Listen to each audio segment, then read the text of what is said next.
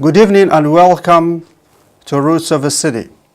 Tonight we start with the story of the elevator that is not yet installed on the building of the Waltham Museum on Lexington Street.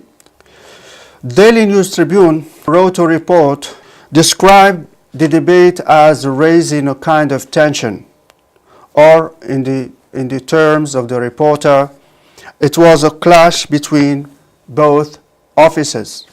First of all, we contacted the reporter and we wanted to have his view about the story. He apologizes and we could not get a story for you. The story is that Mayor McCarthy made an appeal asking for an amount around $300,000 as a loan order. The need for the loan was to comply with the state order from the Architectural Access Board to get the elevator built. City Council refused the request because the elevator is not the only priority for the Council from the point of view of budget. I'm standing in the front of the old Waltham Museum on Charles Street. This is an old building.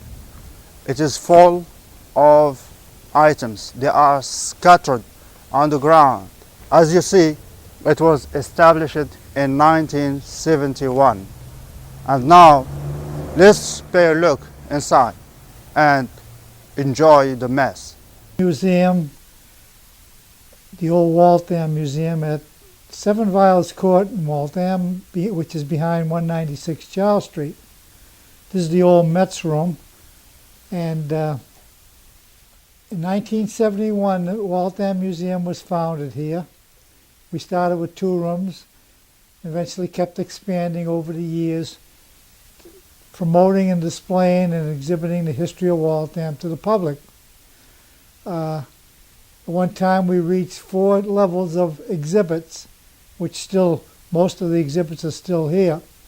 But several years ago, the Friends of the Waltham Museum helped us get a new location at 25 Lexington Street. We thought we'd get the whole building because we needed the whole building. But as it was, we were able to get the first floor with the intentions of getting the rest of the building if we proved ourselves. Well, that's how we stand today. 25% of the collection has been moved over to the first floor, and we are open 5 days a week over there. But we're managing to tell the history of Waltham, the great history of Waltham, at 25 Lexington Street, but it's not the whole history. We still have 75% of the collection still here at the old location of the museum. It's now boggled down in paperwork, that is the leasing of the rest of the building, and we hope that it will be resolved soon because we'd like to continue on with promoting the great history of Waltham, which some people don't seem to realize we have here. It's a history that's equal to any other city and town in the United States.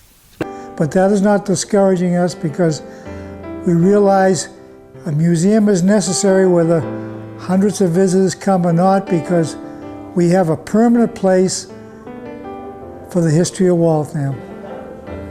Yeah, the museum will continue with its mission of telling the great history of Waltham, Massachusetts. Things like the birthplace of the Industrial Revolution, the invention of interchangeable parts by the watch factory, power steering, chalk crayon, tremendous history. But to supplement that, to make it attractive, there'll be a changing exhibits to attract visitors to come back again to see the museum once more.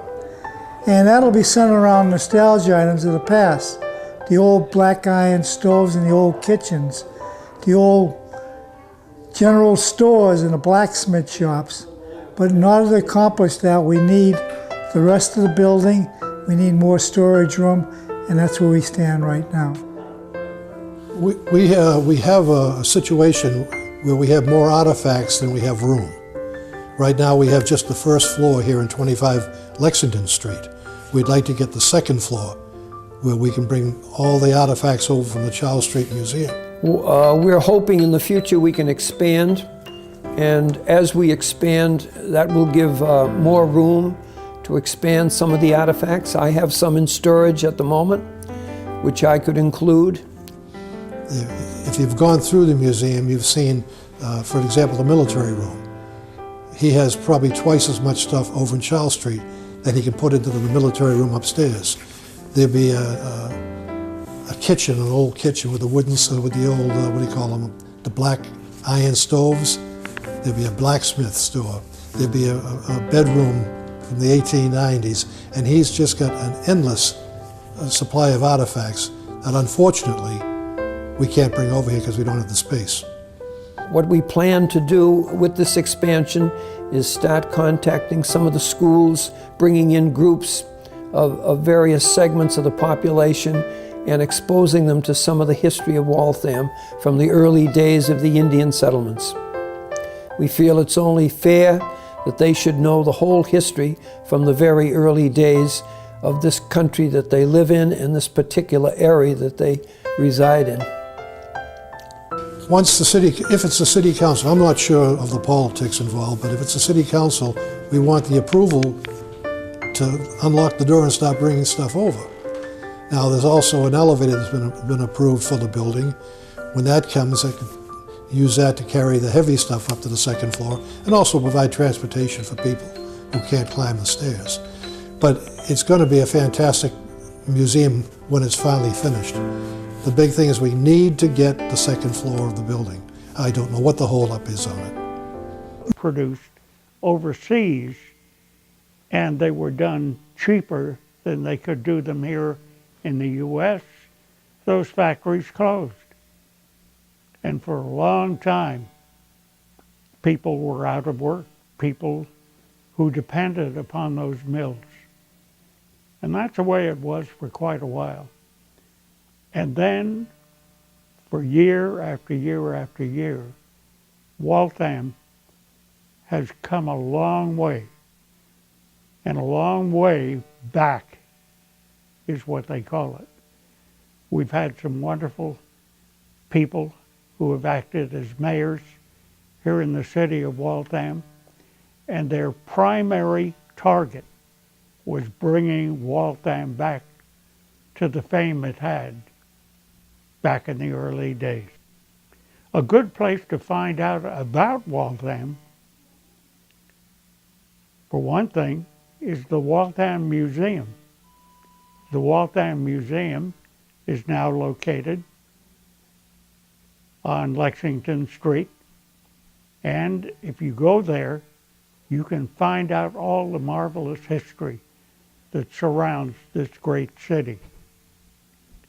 The other thing is the Museum of Industry that's located right on the Charles River, back where Paul Moody had his original steam loom that created the industrial revolution.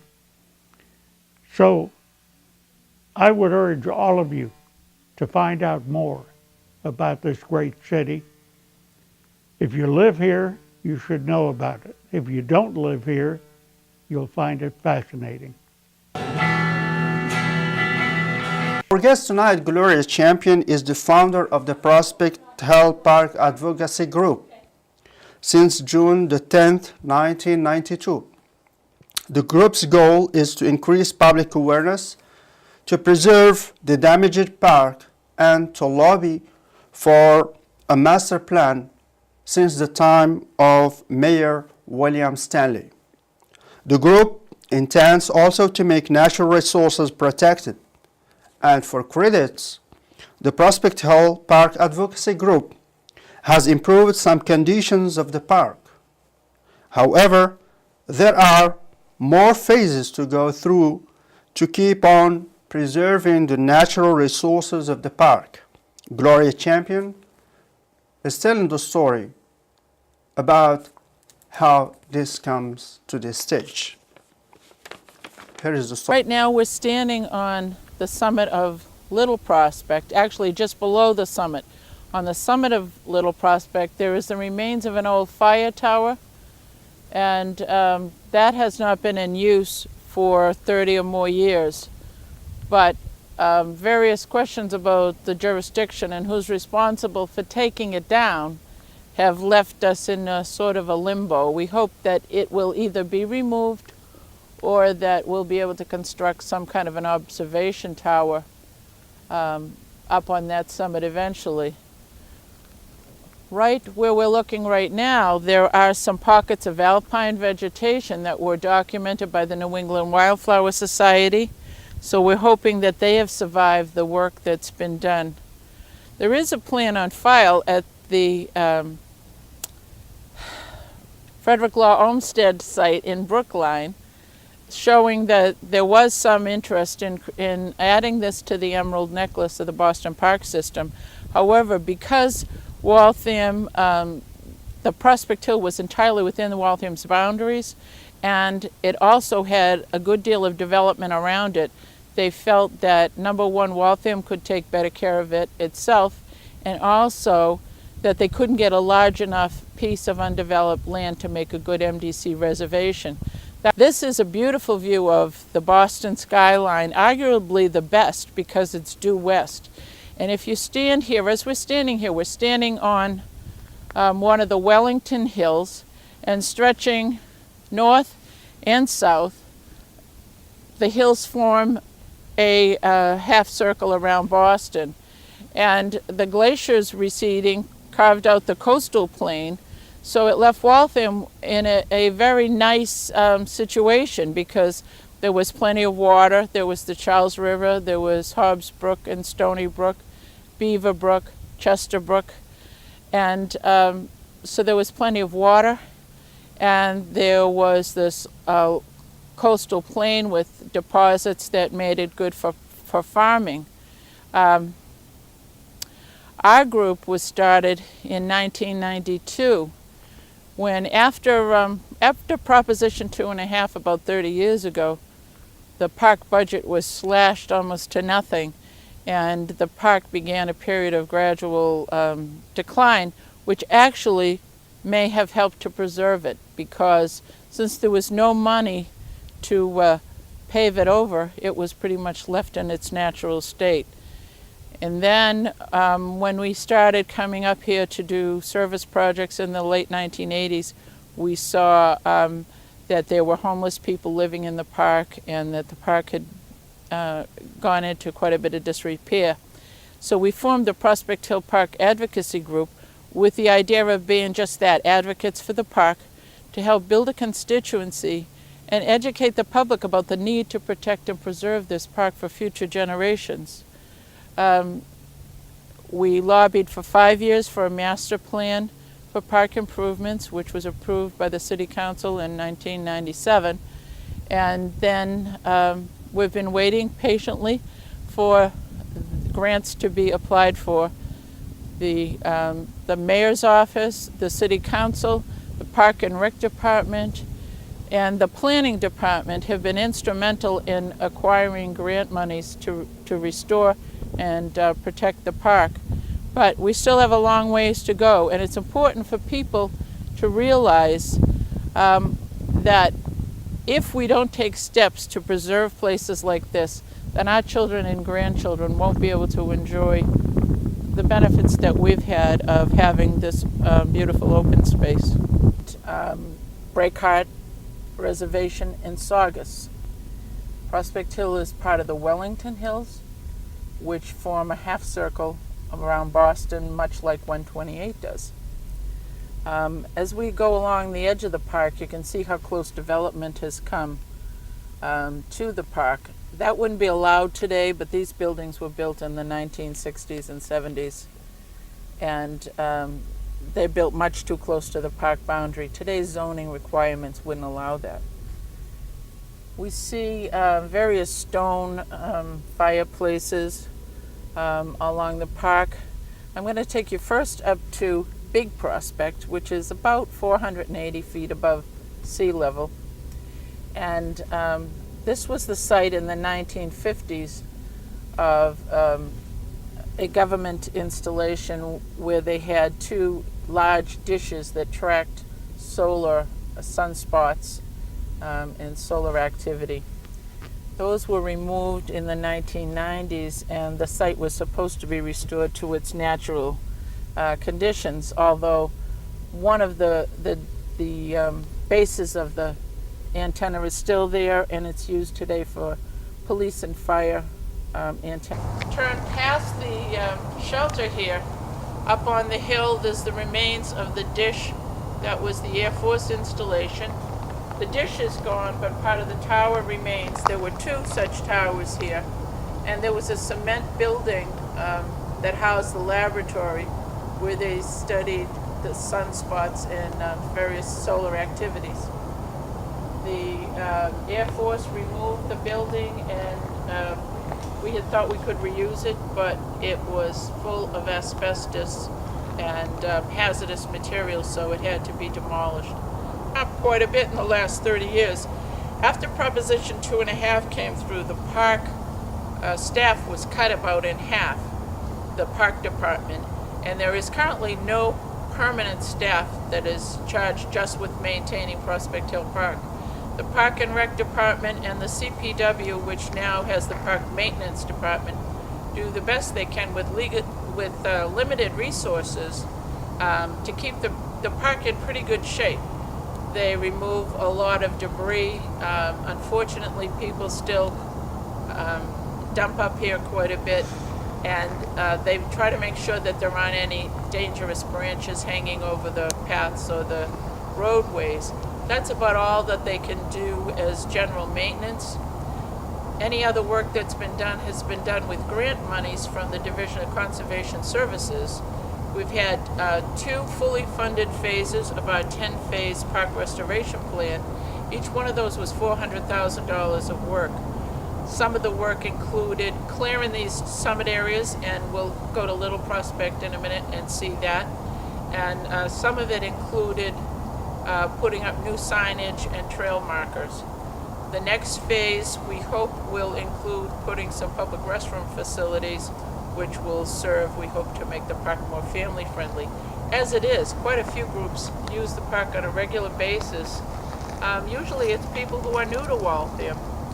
We have a lot of new immigrant families that will come, and they're thrilled to have a park this size that is free and that they can use without anybody bothering them. So it's very popular on the weekends, especially during the summer.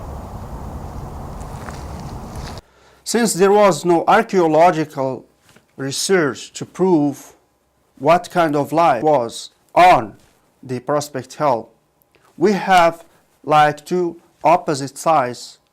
Gloria Champion says that there is no proof. However, Frank Maloney says that Indians used to live in.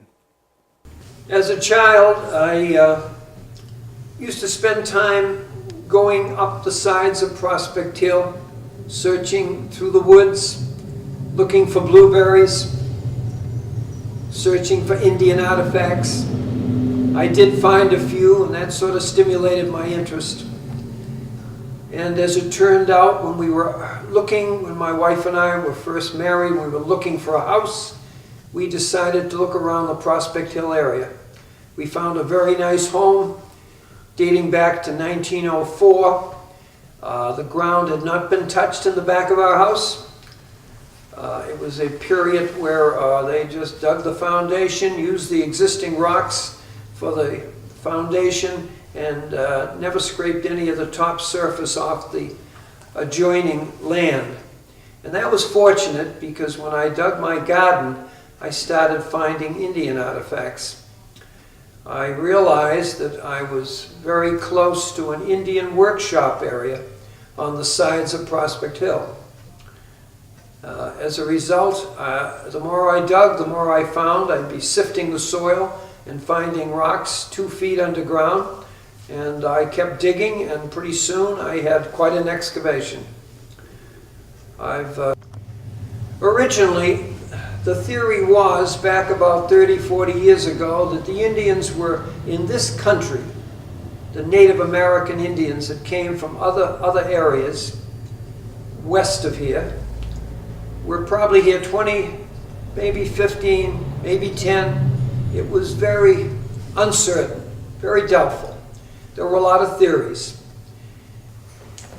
During the early migrations of the Indians from Asia, the water had dropped considerably over a long period of time. It was a very gradual process previous to the glacier period. And during that period, much land could be seen connecting the actual United States through the Aleutian Islands over to Asia. That area was the area that gave the pathway for these tribes to come overland into the United States. Before it reached a point in time when DNA was being used, it was a matter of conjecture as to just how long the Indians were here, and there was no way to definitely prove it. There had been a lot of findings in the Midwest and on the West Coast of areas that were all solid clay or desert, and those were vague similarities. They had some similarities, and they all tried to piece all these things together and solve this puzzle. But it was very vague, and there were a lot of theories. Recently, in the last 10 or 15 years, this has all been changed. With modern DNA testing and some of the sophisticated equipment, they now have the means to be able to pin down these actual dates by the remnants of some of the skeletons they find. We think probably some of Prospect Hill's first residents were the Indians. Although I don't think there was a big settlement here, I think it was very probably hunting areas. We have a friend of ours, Frank Maloney, who's done a lot of studying about Indian artifacts that he found on his property, which is very near the park. And I'm sure if we conducted some archaeological digs, we'd probably find some more Indian artifacts here and there throughout the park. I personally don't think it was a big settlement here because there is not a river right nearby and there's not a lake right nearby. There are small springs and streams, so I'm sure it could have been a camping area or, as I said, perhaps hunting areas. But I don't really think there was a big settlement here. I haven't heard of that. I've heard that near Hardy Pond there was an Indian settlement. But no one's really looked into it, so we're not 100% sure. 50 years searching around in various locations similar to that, all around Waltham. And the unique thing about it is you don't just find one type of rock, you find all kinds. Whatever was available and able to be converted into tools of any kind were used by the Indians, contrary to the popular belief that all artifacts were made from flint. There's no flint in this part of the country. So they used granite, diorite, jasper, feldspar, just about everything you can think of in the way of rock if it was able to be worked on. And the collection at the museum indicates that. There's a number of different types. And we do have one or two pieces that are made from flint, which indicates to me there was either some trading or Indians from another area of the country were here at one time. Quite possibly the Iroquois that came from upstate New York.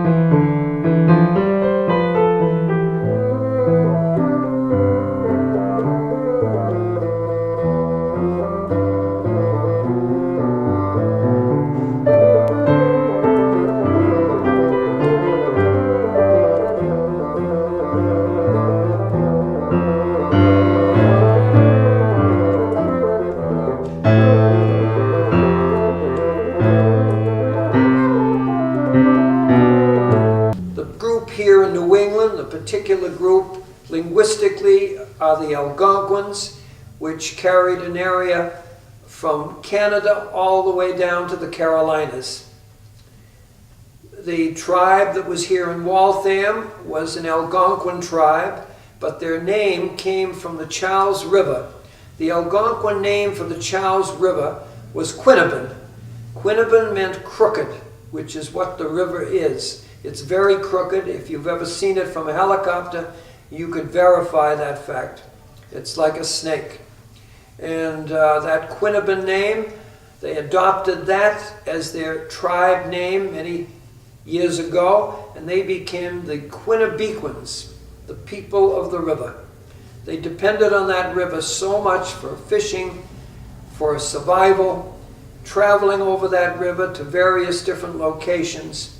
It was a very important source for the early tribesmen. In fact, that particular river was the place where they met the first pilgrims coming up from Boston, and they swapped some of their fish that they had caught for a small little tokens and some jewelry that the Indians were very fascinated over. They had never seen anything like it before.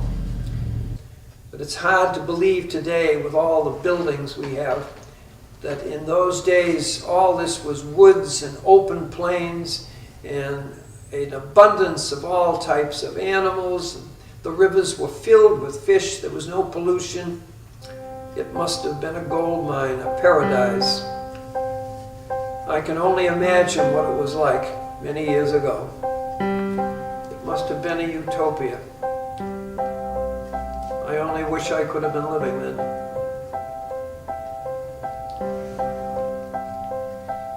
It's been a fascinating journey. I've enjoyed very much collecting, and I felt it was only fair to bring my whole collection. That was the idea I had in the back of my mind. Once I got established and had enough of my collection to make it worthwhile, I would donate it to the museum.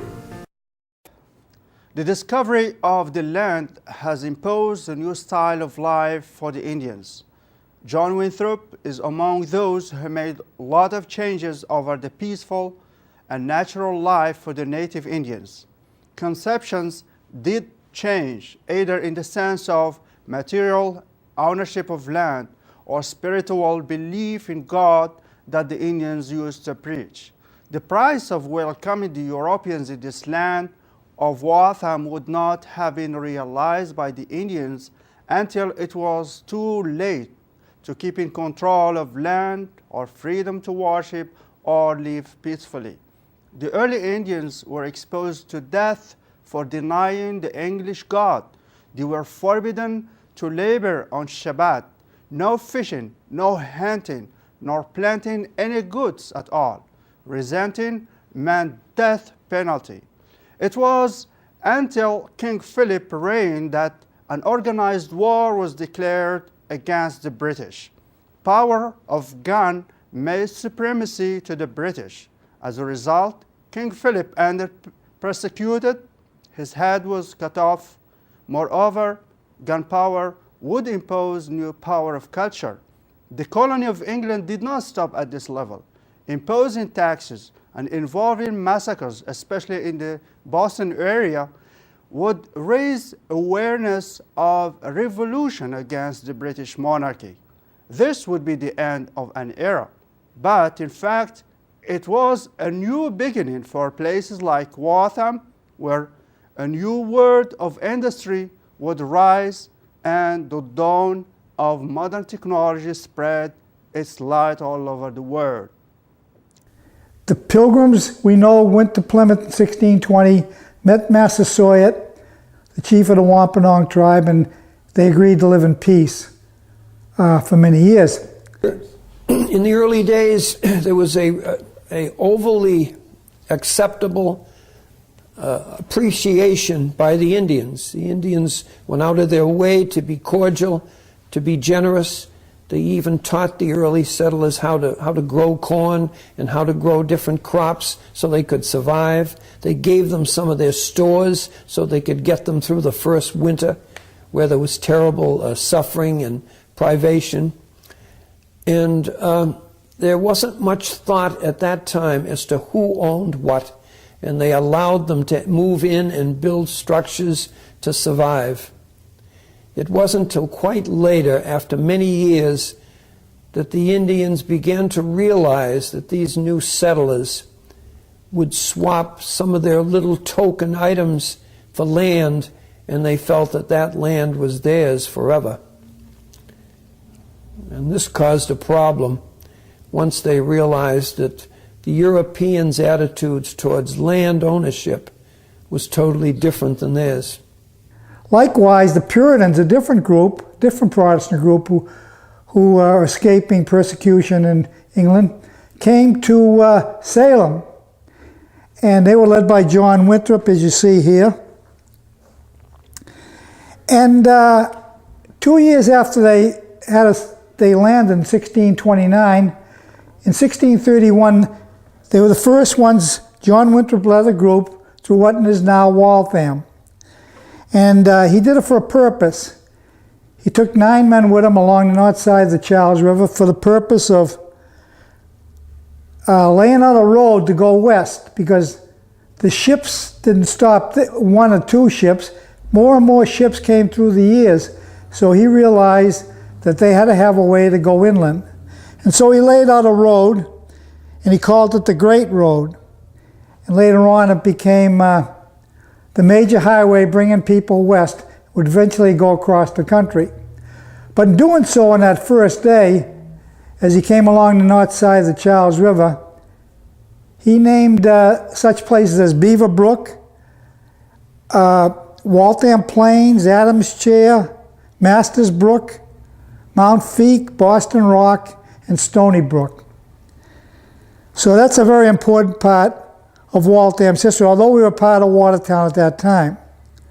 Now, the first person granted land in Waltham in 1634 was John Oldham, and he was given 500 acres, which today would cover twice the size of Prospect Hill. It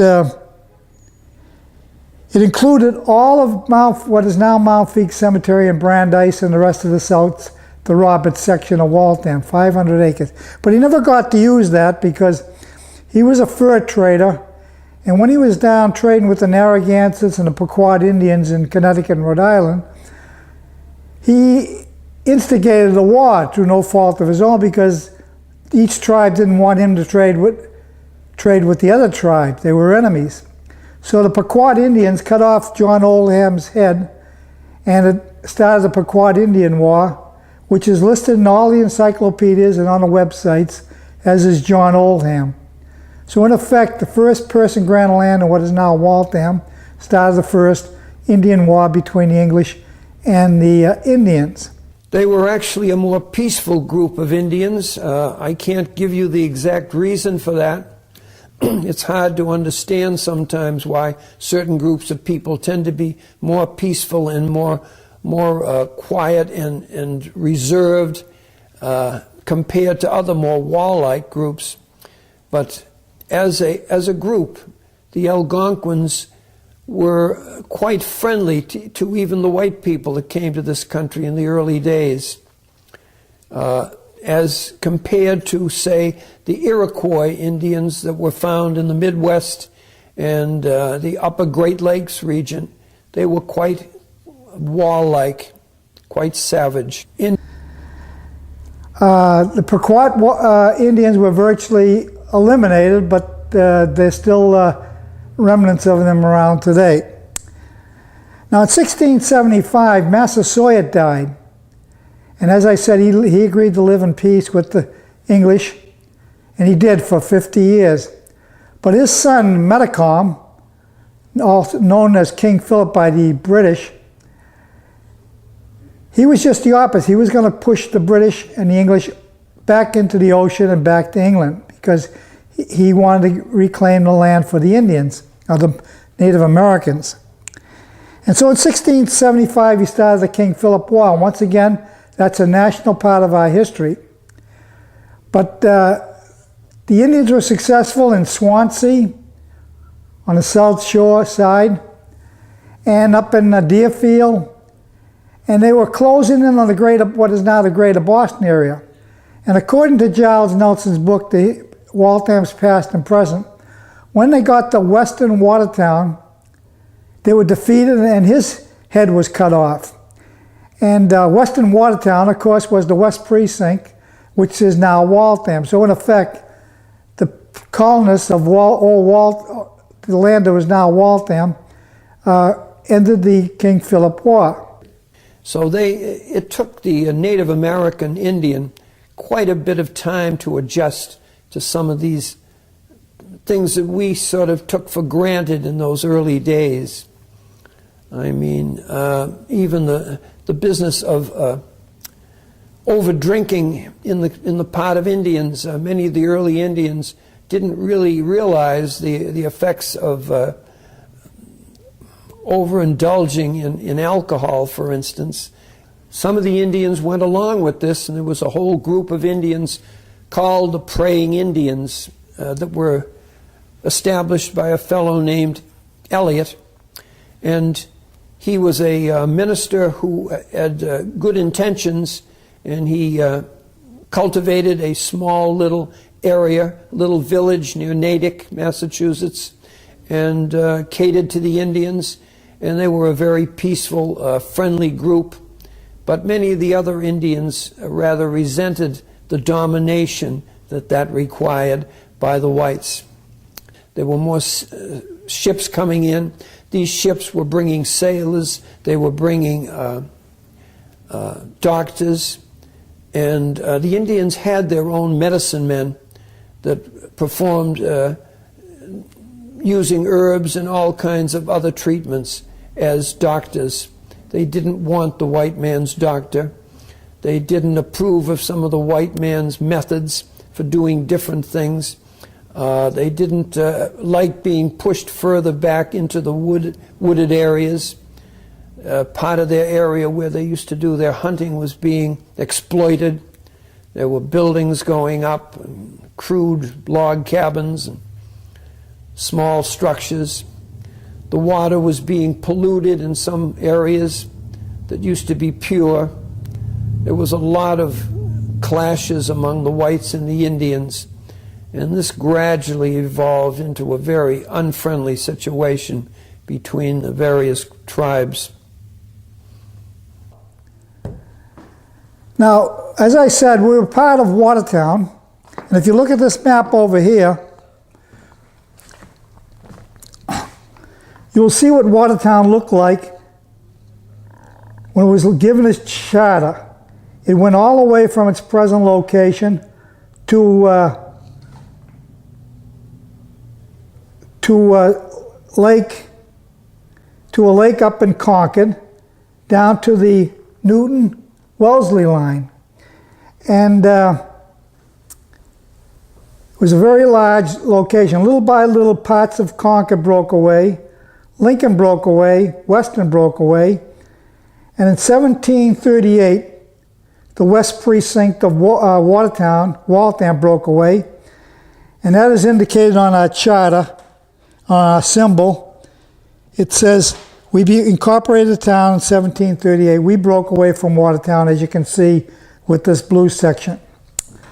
Later on, parts of Belmont, Arlington, and Cambridge would break away from Watertown, and today Watertown is just a fraction of its original size, as you can see here in this map. Now, we are a colony of England. If you'd come over to this display case, we were a colony of England when we became a town in 1738, and by 1775, the colonists were resenting the British domination of the country, as we know. The Minutemen were farming, and they opposed taxes on tea, and they opposed other abuses by the English. As a matter of fact, the Boston Massacre occurred.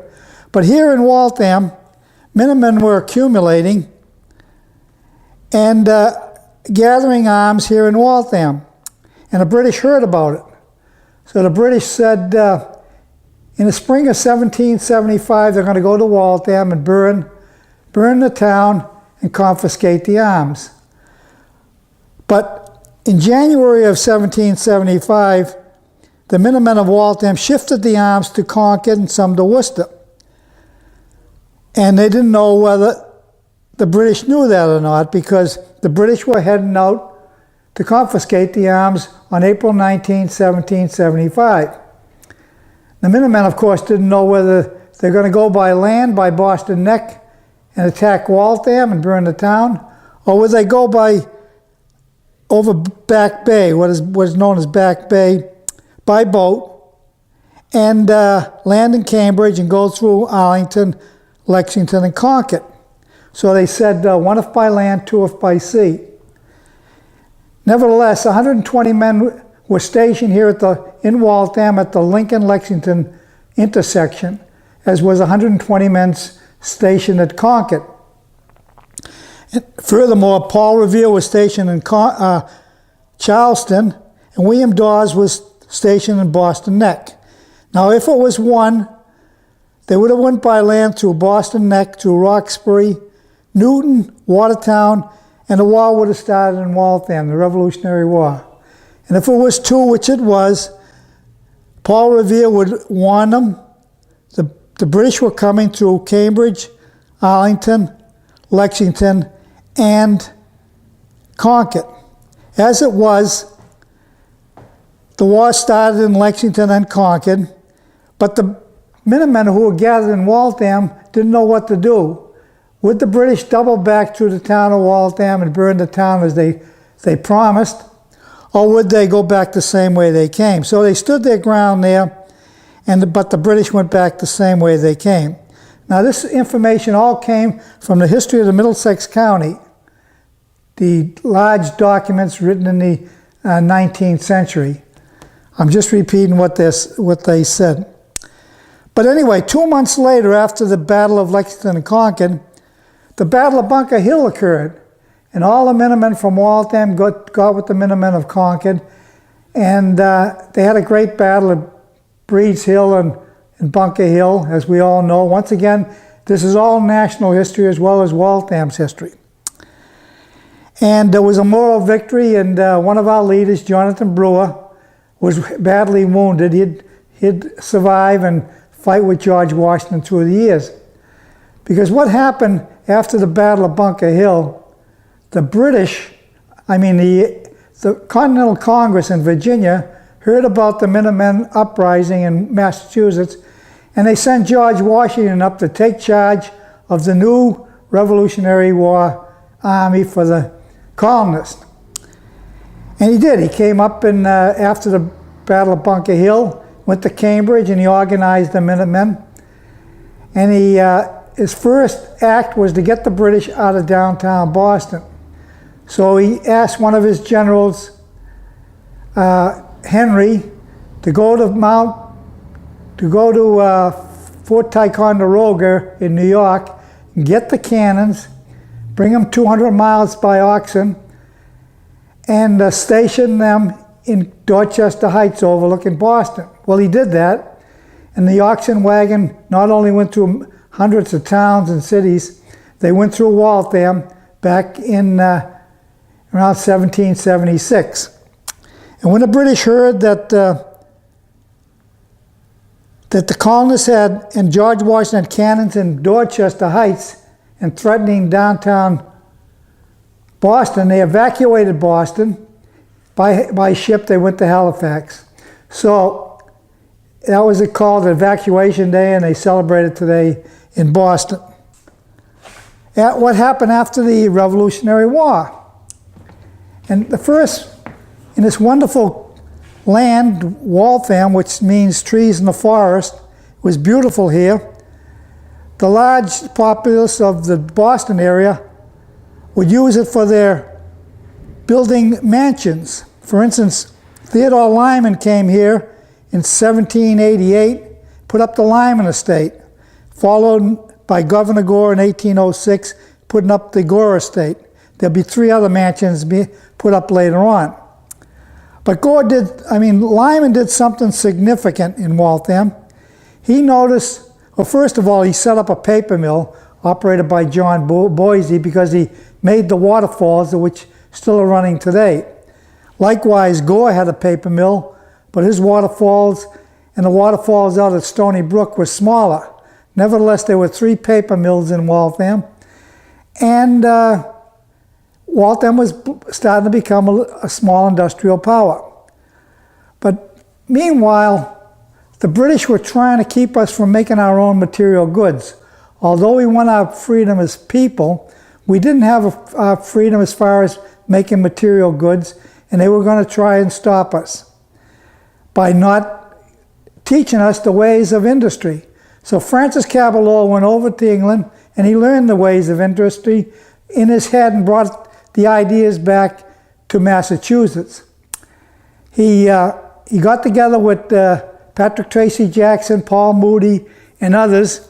They formed the Boston Associates, and they bought out the John Boise paper mill in downtown Waltham because it had the largest waterfall. They needed the water power to run the cotton mill because he was going to make a complete factory, one that would take raw materials in one end and the finished products, textiles, out the other end. And he's founded the Boston Manufacturing Company here in Waltham. And it just so happens it was done in 1813. And the Second War with the British was going on, the War of 1812. Now, the War of 1812, the purpose of it by the British was to keep us from making our own material goods.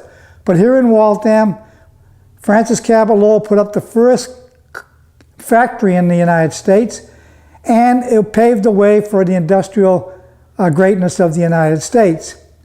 Now, if we go to this display case over here,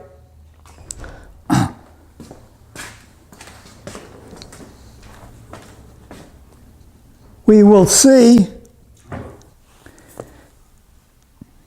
in this 1813 exhibit, you notice a wooden frame here, and inside is a Life magazine, and it was a special edition put out in 1975. And the title of the exhibit, the edition, was the 100 Most Significant Events in the History of the United States. And number 4 was the first complete factory in the United States, paving the way for the birthplace of the Industrial Revolution that occurred here in Waltham. Francis Cabot Lowell, as I said, bought out the Boise paper mill and used the water power to make a complete factory where raw cotton would come up from the south, go through the carding and spinning machines and the looms, and textiles would come out the other side. And it would be successful for over 100 years here in Waltham as we became a mill town. Now recently we had throughout Waltham these banners on the light pole. It says Birthplace of the Industrial Revolution. It's in most history books they mention Francis Cabot Lowell coming to Waltham and paving the way for the Industrial Revolution.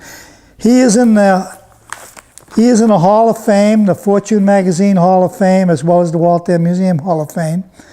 And that's a silhouette of him right here.